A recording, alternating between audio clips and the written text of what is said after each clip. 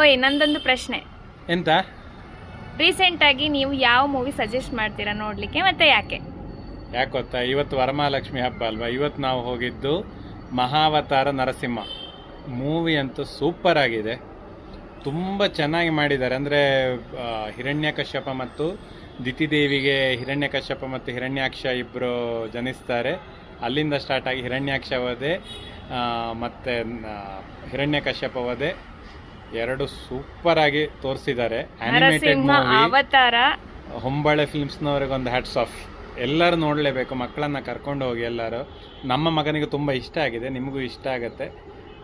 ಹೋಗಿ ಒಂದು ಸರಿ ಥಿಯೇಟ್ರಲ್ಲೇ ನೋಡಿ. ಅದರ ಇಫೆಕ್ಟ್ ಆನಿಮೇಷನಲ್ಲಿ ಮಾಡಿದ್ರು ತುಂಬ ರಿಯಲಿಸ್ಟಿಕ್ ಆಗಿ ಮಾಡಿದ್ದಾರೆ, ತುಂಬ ಚೆನ್ನಾಗಿ. ಆನಿಮೇಟೆಡ್ ಮಕ್ಕಳಿಗೆ ತುಂಬ ಇಷ್ಟ ಮೂವಿ, ಅಂಥದ್ರಲ್ಲಿ ಈ ಮೂವಿಯನ್ನು ಆನಿಮೇಟೆಡಲ್ಲಿ ಮಾಡಿದ್ದಾರೆ, ಖಂಡಿತ ಇಷ್ಟಪಡ್ತಾರೆ.